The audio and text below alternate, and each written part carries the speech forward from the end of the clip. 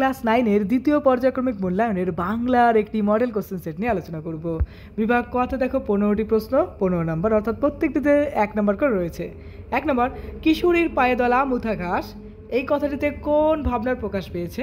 কতে আছে দেখো বেদনা ও বিষাদ, খতে আছে মুথা ঘাসের ক্লান্ত নীরবতা, গ সতেজতা, ঘ জীবনের অনিবার্য পরিণতি মৃত্যু বা ঝরে যাওয়া। সঠিক উত্তরটি হবে ক বেদনা ও বিষাদ। নেক্সট প্রশ্ন, হারায় না তার বাগান থেকে ড্যাশ আসি।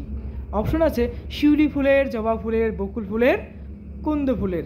সঠিক উত্তরটি হবে দেখো কুন্দ ফুলের। নেক্সট প্রশ্ন 3 নম্বর, the master as I saw him and wave of Indian life গ্রন্থ দুটির রচয়িতাকে?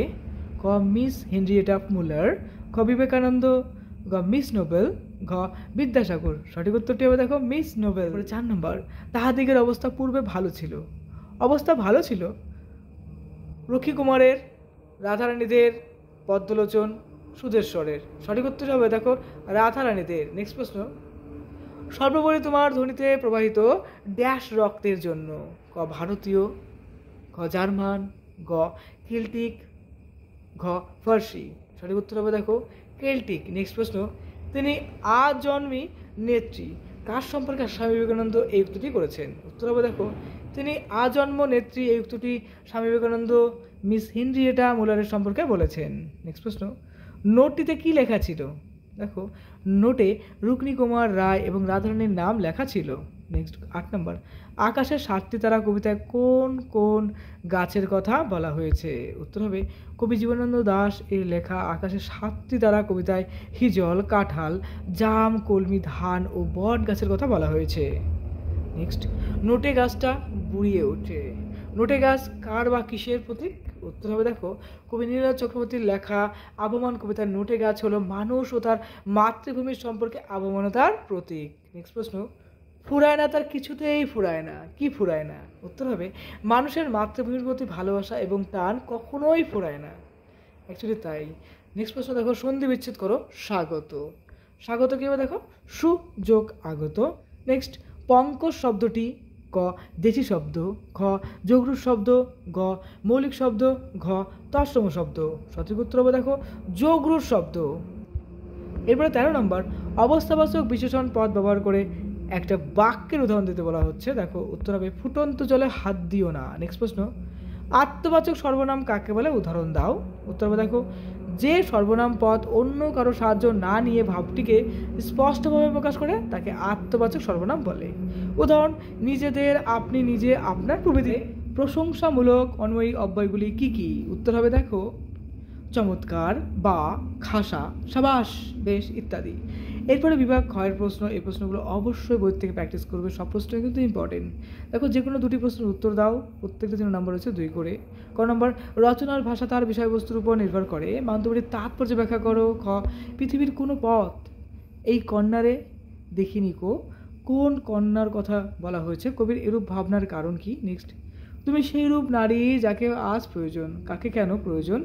নেক্সট ঘ নম্বর, সারাটা দিন আপন মনে ঘাসের গন্ধ মাখে, কে কেন ঘাসের গন্ধ মাখে? এরপরে 2 প্রশ্ন দেখো, যেগুলো 2টি প্রশ্নের উত্তর দাও, 3 নম্বর করে রয়েছে। ক নম্বর, তাহারা দরিদ্র কিন্তু লোভী নহে, তাৎপর্য বিশ্লেষণ করো। খ কিন্তু আর আহারের সংস্থান রহিল না, কোন প্রসঙ্গে এই উক্তি করা হয়েছে? আহারের সংস্থান রহিল না কেন? নেক্সট, অজস্র চুলের চুমা হিজলে কাঠালে জামে ঝরে, অবিরত তাৎপর্য বিশ্লেষণ করো। এই লাইনটা তাৎপর্য বিশ্লেষণ করতে হবে। নেক্সট দেখো ঘ নম্বর, একজন প্রকৃত সিংহীর প্রয়োজন, কে কাকে উদ্দেশ্য করে এই কথা বলেছেন? বক্তা তাকে প্রকৃত সিংহী বলেছেন কেন এবং কেন? নেক্সট দেখো যে কোনো একটি প্রশ্নের উত্তর দেওয়া। 5 নম্বর রয়েছে, নব সৃষ্টি প্রবন্ধটির বিষয়বস্তু আলোচনা করো। ক নম্বর, আকাশের 7টি তারা কবিতায় কবি জীবনানন্দের প্রকৃতির প্রতি ভালোবাসার পরিচয় দাও। 4 নম্বর দেখো যে কোনো একটি প্রশ্নের উত্তর দাও। এই প্রশ্নগুলো সবগুলো কিন্তু ইম্পর্টেন্ট। চিলিয়ান জাদুকর আরগাসের চরিত্র সম্পর্কে যার জন্য লেখো। ক নম্বর, প্রত্যেক প্রাণীরই কিছু কিছু নির্দিষ্ট সহজাত ক্ষমতা থাকে, পাখিদের সহজাত ক্ষমতা সম্পর্কে যে নির্দেশন লেখক দিয়েছেন তা লেখো। এরপরে গ নম্বর, তুমি কি অলৌকিক যোগাযোগ বিশ্বাস করো না? উক্তিটি কার? তার এমন মন্তব্যের কারণ কি? ঘ নম্বর, ওই পাখি আমার চাই প্রফেসর, বক্তাকে কোন প্রসঙ্গে তার এই উক্তি? শেষ পর্যন্ত তিনি কি করেছিলেন? বিভাগ গতে দেখো রয়েছে 5 নম্বর রয়েছে একটা প্রশ্ন, ভাবার্থ লেখো।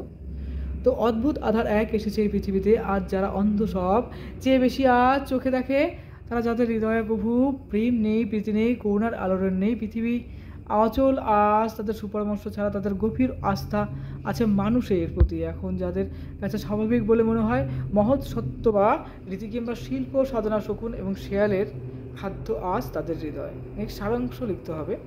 মানুষ সৃষ্টির শ্রেষ্ঠ প্রাণী, জগতের অন্যান্য প্রাণীর সহিত মানুষের পার্থক্য, মানুষ বিবেক ও বুদ্ধির অধিকারী।